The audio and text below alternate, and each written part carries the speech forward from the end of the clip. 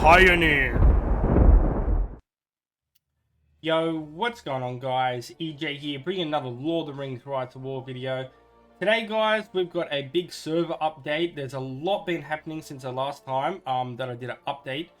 You will see there's big changes to the map. There's a lot of activity everywhere from a lot of the different factions throughout the map. The alliances that we talked about last time, I'll briefly talk about those again in just a moment. Have been working really good and stuff like that, and there's a lot of changes on the map and stuff like that. The tides have turned a little bit towards our favor a little bit. Last time I spoke to you, we just lost our capital and things were looking very grim, but things are looking better, so let's get into it, shall we? Alright, let's go to the map overview and we'll talk through everything. So as you can see, there's a lot of battle pins on the map, so it is a very active, amazing server. And we're going to touch base. I think we'll start over on the east, and then we'll make our way across to the west. And then, yeah, we'll see everything's happening. You can see a lot's been happening, actually. So yeah, let's go over to the east first. So we can see battle pins here. So we'll briefly just talk about Rhun and Mordor. You will see some of those pins. Now, I was told the other day by a member in Vargs, in one of my videos, that there is some of their overflow and members in Rhun and Mordor that are helping them. So they're not completely dead factions. So Rhun and Mordor are slightly active and are helping Vargs and are technically a part of the big dwarves who are a part of the other side, where the dwarves have like partnered up with Lothlorien and Arnor. As well as we Isengard are on our side as well. We're looking after them. There's still a few active Isengard members, and we eventually plan to give them back their capital and stuff like that, because as you can see, Lindon, we do hold their capital at the moment. Yeah, but so as you can see, we've got like Mordor, a little bit of vargs and that, battling and holding off the dwarves. If you want to go up to the map here and have a look at some of the battle zones and that. So as you can see, there's a lot of fire, there's a lot of battling at the moment. So we can see we've got a little Mordor camps and stuff here. So we can see Mordor's nested in a little bit. And they're making some good slight progress. So it looks like they're heading up into the Dwarven territory. So if we zoom in, they're actually getting quite close to Selden Vale Keep by the looks of it. So that's probably going to be a target for them. So yeah, they're doing quite well over there versus Erebor at the moment. So that's a small group of Rhun, Mordor, and Vargs.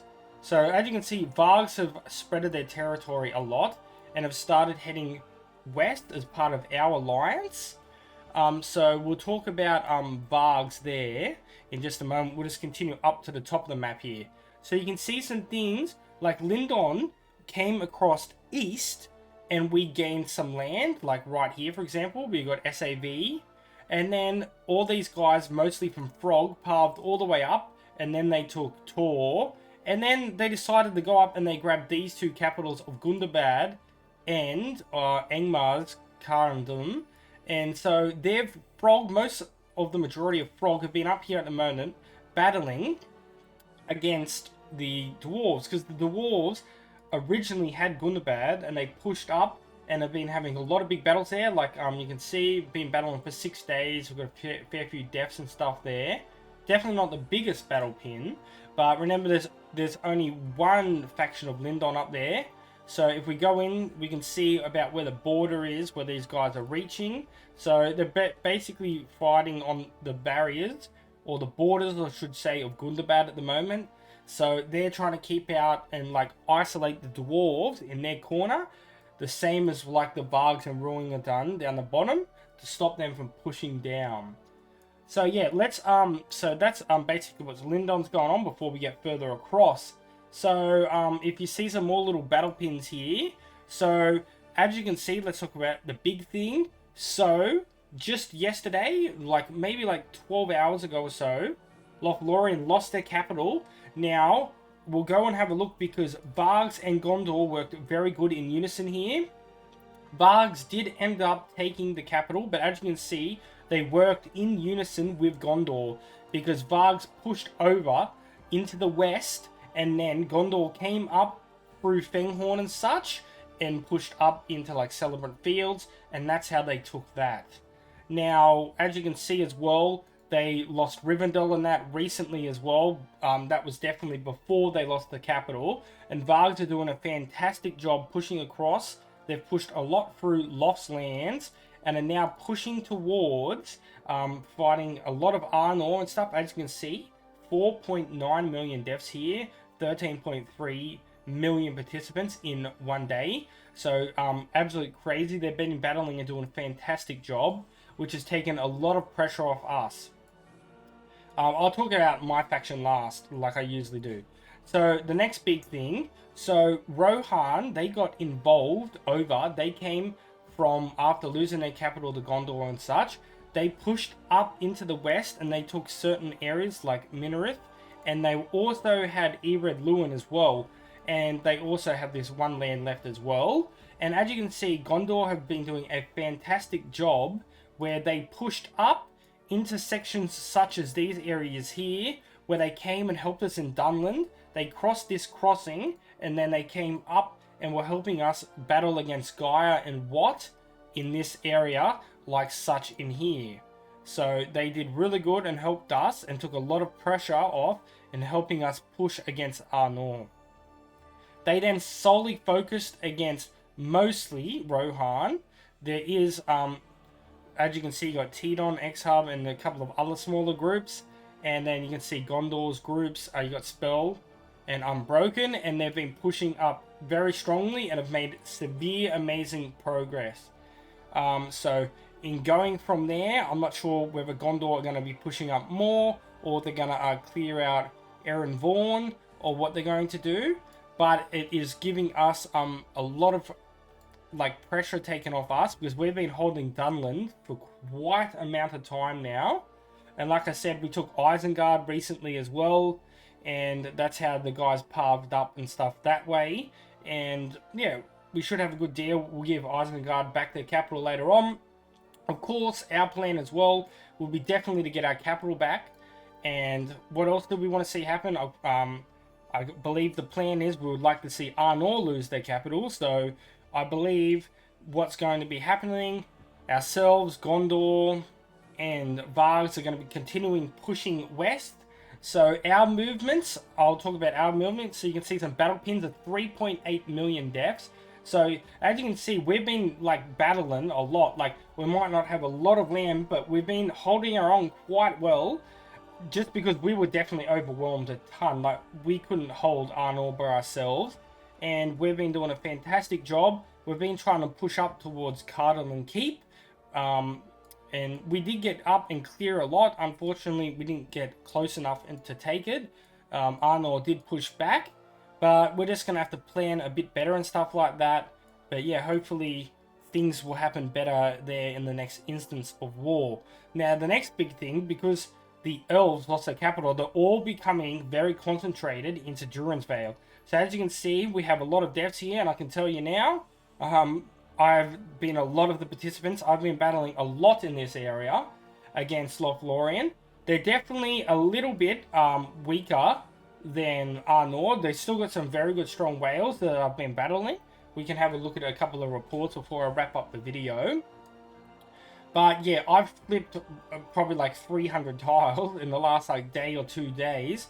They keep breaking through and stuff like that. As you can see, they're really starting to build up in this area, getting their bases and that. So they are definitely preparing for a very severe, crazy push here soon. And we have a lot of bases here, so we need to definitely take advantage of this, clean this up, try to fort this up and things. Because yeah, there's a lot coming. They've got fortresses everywhere, and a super big push is coming from them very soon. But yeah, that's basically the layout of what's been happening with the map and stuff like that. Before we wrap up the video, I'll see if I've got any couple of battle reports and show you how things have been going. My commander progress, is doing quite well. I just started getting a couple of level 47s now. And then, yeah, unfortunately, I don't have enough troops to go battle and wipe out some of these guys. Because I've been doing it just before the video, so we're quite low on troops at the moment. So yeah, let me go have a quick look, see if I can pull out a couple of battle reports, and we'll be back in just a moment. Hey guys, so we've got this report here that we'll take a look at. So as you can see, it was a super close battle. versing all level 47s, has a really good lineup. 2 damage dealers, and then you got your damage reduction from Gandalf the White like I'm doing, and then of course skill with the evade. Slightly very close, just one nest battle. I did have a tiny little bit of damage already taken, but including that I was a little bit less level than that. You can see my Dane did quite well with 157,000 damage. 253,000 damage received to 289,000. Did quite well. He's got half decent, so he's got Gandalf the White there looking not too bad.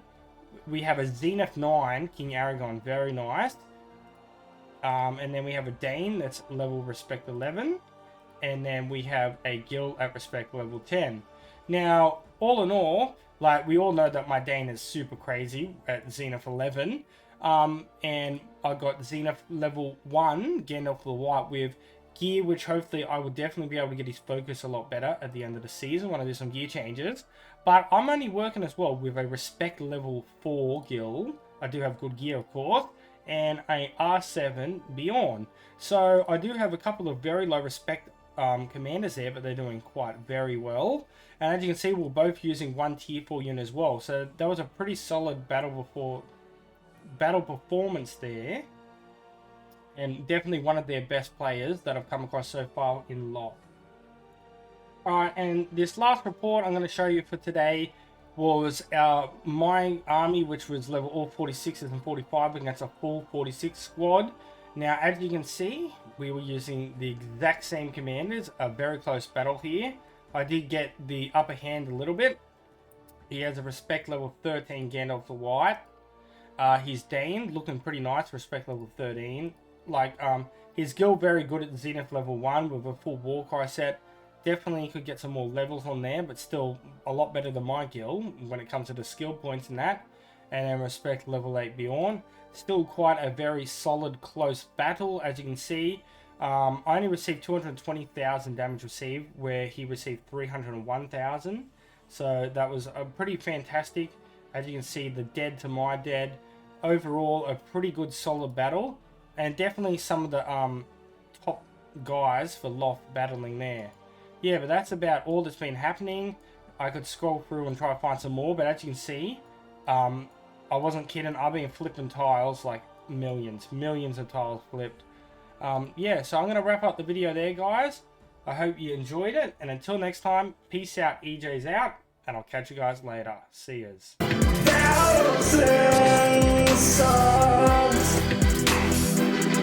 Of the EJU army, yeah, you guys are legends to me, so let's keep up this grind. I'll never give up, just like this.